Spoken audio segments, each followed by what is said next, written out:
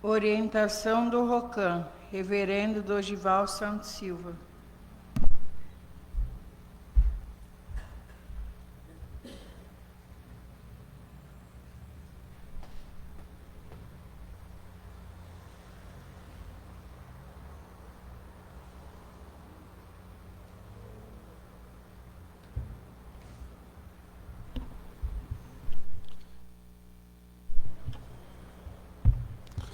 Bom dia a todos. O Ricardo estava punk. Realmente, hoje é um dia especial. Mas esse dia, vamos colocar assim, essa semana é diferente, né? Ontem foi a crucificação, né? Hoje, um outro processo. Amanhã seria a ressurreição do Cristo. Hoje, na nossa época de juventude, a gente está malhando Judas hoje. Né? Descendo a mamona, fazer os bonecos e descia o cacete neles. O tempo vai passando e as coisas vão mudando. Aí eu pergunto assim, quantas vezes nós já fomos Judas e não percebemos? Né? Quantas vezes a gente agiu como Judas também? E não é sobre trair alguém, não. É sobre trair Deus. Quantas vezes prometemos, fizemos mundos e fundos e no final das contas traímos Deus? Quem assistiu The Chosen, viu o personagem Judas da série? Cara, ele é muito dissimulado. Né? Aquele é um olho azul, né? Tem um olho azul e tudo. Mas é mais falso que a nota de 3. Agindo de uma forma onde quer mostrar que é bom, que é atencioso, que é prestativo, mas no fundo está preocupado só com outras coisas. Na história de Meixo Sama, que não é relatada,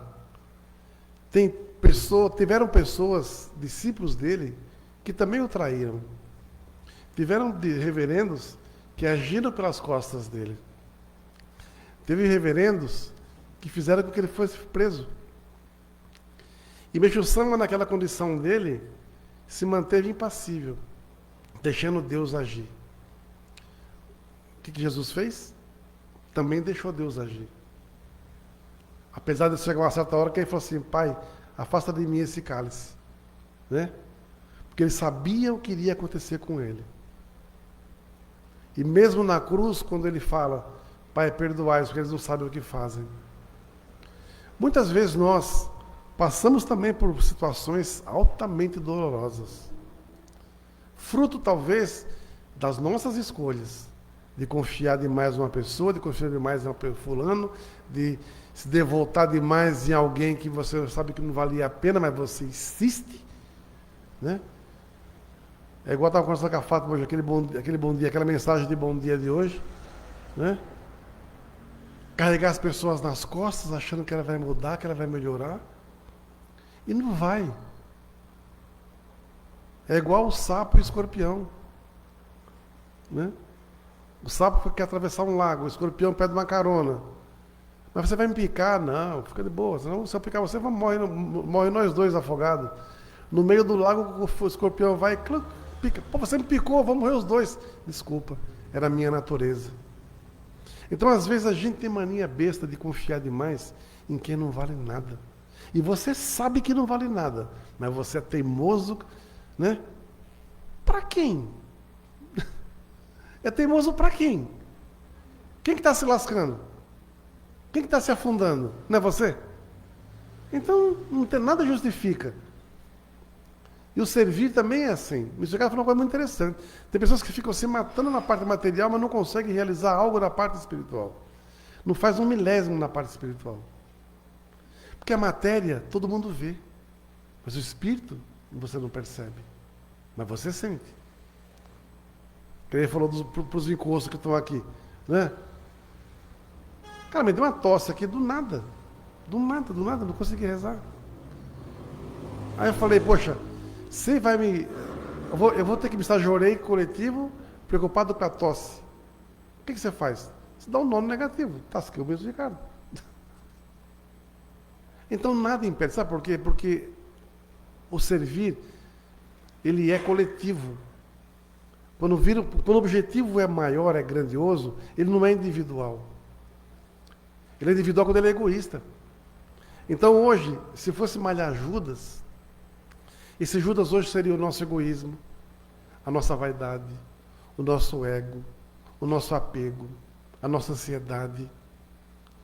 Né? Nós temos vários Judas dentro da gente que a gente às vezes não consegue se libertar. E enche o saco. Porque você não quer, mas você não consegue se libertar. Então o que tem que fazer? Tem que enganar o negativo. Eu falo, quando eu estou com raiva, a melhor coisa que eu faço é dedicar à limpeza. Você descarrega toda a sua raiva ali. Né? Agora, que hoje, realmente, esses dias, seja um dia diferente.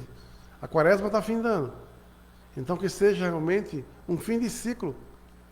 Que possamos realmente, como o Ricardo colocou, há 2000 anos Cristo morreu na cruz e redimiu os pecados da humanidade. Como falou, estou zerado, estou de boas, né? Bora começar de novo. Daqui a 2000 anos aparece outro caboclo aí, né? E vai fazer a mesma coisa. Só que essa é uma conversinha para boi dormir, sabia? Porque veja,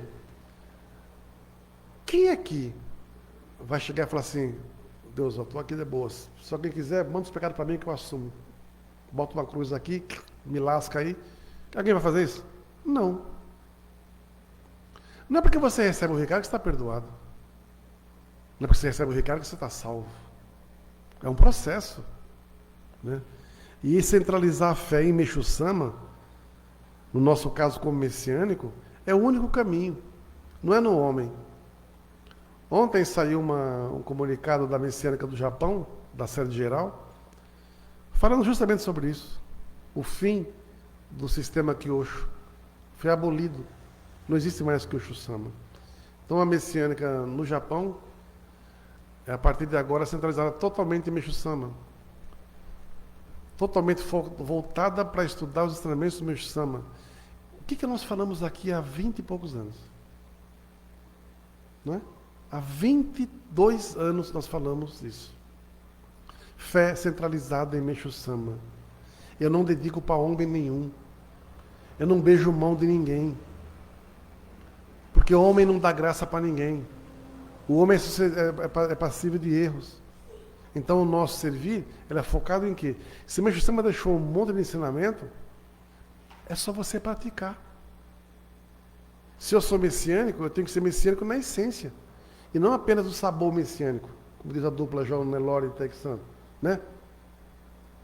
Eu posso me vestir como messiânico, falar como messiânico, ter ensinamento de Meixo Sama, ter o Ricardo de Meixo Sama, mas eu não sou messiânico. Eu só tenho o sabor messiânico. Né? Só tenho o sabor. Né? Por quê? No livro que eu estou lendo de Paulo, o pastor, fala sobre cristofobia. Que na realidade é o quê? Cristoformidade, que é o quê? É você praticar o que Cristo ensinou. No nosso caso, como messiânico, é praticar totalmente e diariamente, constantemente, o que Meixo Sama nos legou através dos seus ensinamentos. E olha, não tem nada complicado ali. Não tem nenhuma transformação mirabolante. É o beabá do viver. Só que é difícil. Então nós temos que atingir esse nível. Eu não preciso ter apenas... Eu não sou Kisuko. Né? Lembra de Kisuko? Kisuko não tem sabor de laranja, sabor de um monte de coisa. Nós não podemos ser messiânico Kisuko. Né? Temos que ser messiânico na essência. Fruta, no bom sentido. Né? Né? Tem uns amigos meus que vão ver isso aqui, já vão me encher o saco depois. Né? Que sejamos a fruta na sua essência. Né? Então, assim, é esse servir diferenciado que nós temos que ter. Hoje eu fiz uma palestra baseada no Salmo. Né? E assim, fé no amanhã, despertar para a nova era. É com uma alegria imensa estarmos juntos hoje, com um sorriso nos lábios e coração aberto para falarmos sobre o nosso futuro. Vivemos em um mundo acelerado, mas hoje eu convido vocês a respirarem fundo e olharem para o amanhã, com os olhos da esperança, com paciência e amor divino. Como você falou, Fato, agora há pouco ali, Reverendo, o tempo está voando, o que está acontecendo? Aí estala o dedo, já é amanhã. Né? O Salmo de Meshusama nos traz uma revelação que conforta a alma. O coração de Deus continua prolongando o fim dos tempos. Quer salvar mesmo que seja mais uma pessoa. Isso nos mostra que o Criador não tem pressa em punir, mas sim uma vontade infinita de amar. Cada novo amanhecer é um presente, um tempo extra, concedido pela misericórdia divina para que possamos despertar. Para entendermos esse amor, imagine um jardineiro muito dedicado, que tem em seu quintal uma roseira antiga. Após um inverno rigoroso, a roseira parece seca, sem vida. Qualquer pessoa apressada diria: arranque isso aí, já chegou ao fim. Mas o jardineiro que conhece o potencial daquela planta decide esperar. Ele poda com carinho, rega um pouco mais, afofa a terra e dá mais tempo a ela. Ele prolonga o tempo daquela roseira porque quer salvar cada galho que ainda tem vida. Assim é Deus conosco. Ele nos rega com oportunidades diárias, esperando pacientemente que voltemos a florescer. É por isso que na segunda estrofe recebemos um chamado acolhedor. Acreditando na grande renovação, venham a mim, alcançarão a felicidade da salvação. Ter fé no amanhã é justamente acreditar nessa grande renovação. Assim como a roseira que confia na chegada da primavera, não devemos olhar para o futuro com medo, mas com certeza de que estamos caminhando para uma era de luz. É como um chamado aos corações feridos. Nesse momento de grande renovação, quero deixar uma mensagem muito especial e forte aos nossos irmãos messiânicos, que porventura estão se afastando ou se sentem machucados por decepções com as estruturas humanas. Isso aqui, quinta-feira, eu vi um monte aqui, conversando com um amigo meu aqui na porta. Mas um monte de coisas que deixam o coração agoniado como messiânico. Posturas que não condizem com o nosso sacerdócio. Postura que não condizem com o que o Meshusama ensina.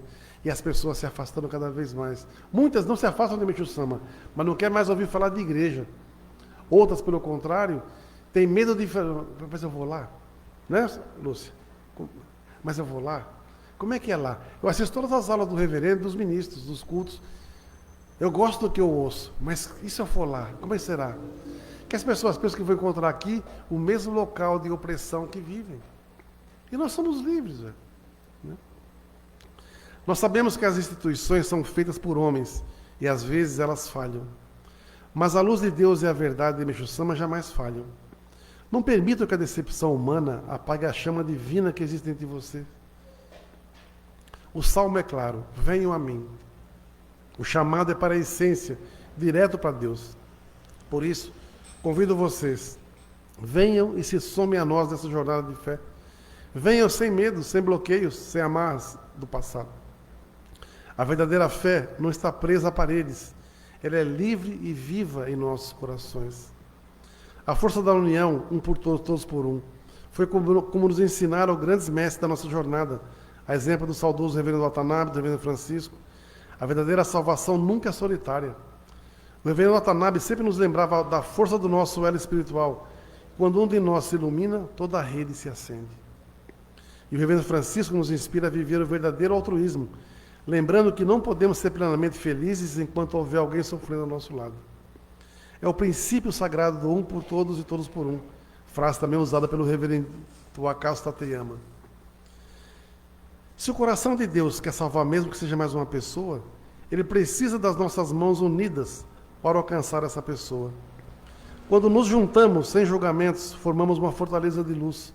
Um irmão ampara o outro, nas quedas e todos juntos, com um só corpo, elevam a humanidade. Para fortalecer essa nossa nova caminhada de união, trago as palavras do apóstolo Paulo, em Romanos 15. Que o Deus da esperança os encha de toda alegria e paz, por sua confiança nele, para que vocês transbordem de esperança pelo poder do Espírito Santo. Paulo enfrentou tempestades e prisões, mas nunca perdeu o sorriso da fé. Ele compreendia que quando confiamos no divino e nos apoiamos uns nos outros, a nossa esperança transborda, curando nossas feridas e iluminando todos ao nosso redor. A esperança inabalável de Paulo é cativante. Se vocês lerem a história de Paulo, como um livro que eu tenho aí, vira alguns filmes, acho que um filme que fala muito sobre ele, que tem até o Jim Caviezel, que fez o Jesus na Paixão de Cristo. Vocês vão ver um Paulo numa prisão horrenda, suja, sendo humilhado para dedéu, acontecendo um monte de coisa com ele lá, e ele não tirava o sorriso do rosto. Ele não tirava uma palavra de esperança para as pessoas. Então, assim, Meixo Sama na prisão tomou pancada, meu, né? Muitas vezes ele era levado desmaiado para a cela.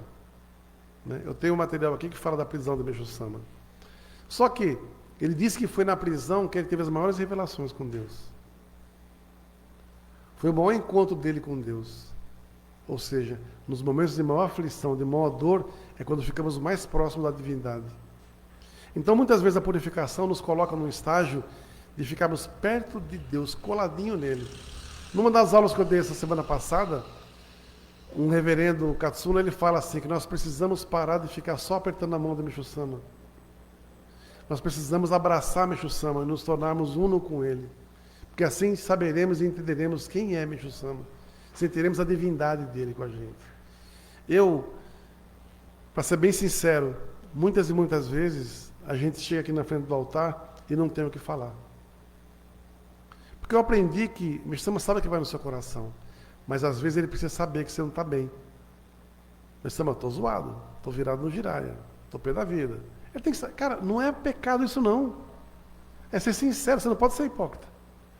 Às vezes as pessoas são formadas, você não pode lamuriar. Mas você desabafar com Deus não é lamúria. Não é? Você não precisa falar.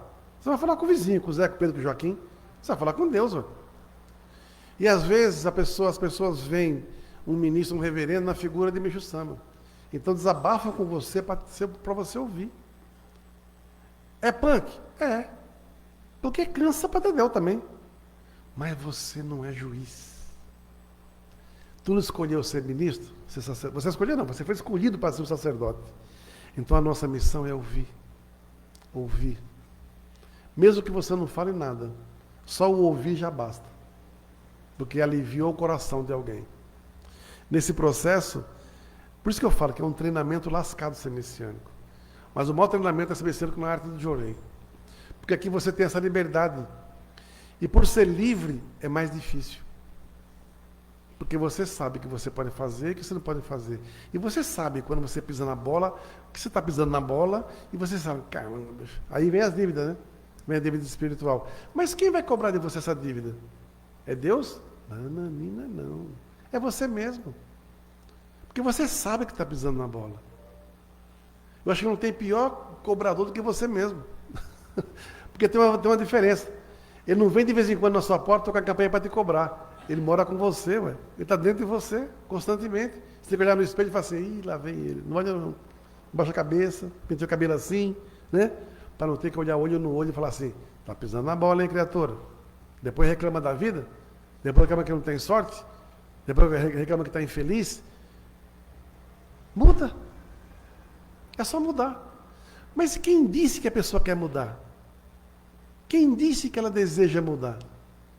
Sabe por quê? Porque se ela mudar, ela vai deixar um passado para trás, uma história para trás, um eu velho para trás. Ela não quer crucificar esse passado dela. Ela não permite que essa cruz leve o passado dela embora. Ela prefere viver carregando essa cruz o resto da vida. Para quê? Para um dia como hoje, querer ficar malhando um Judas que no fundo é você mesmo.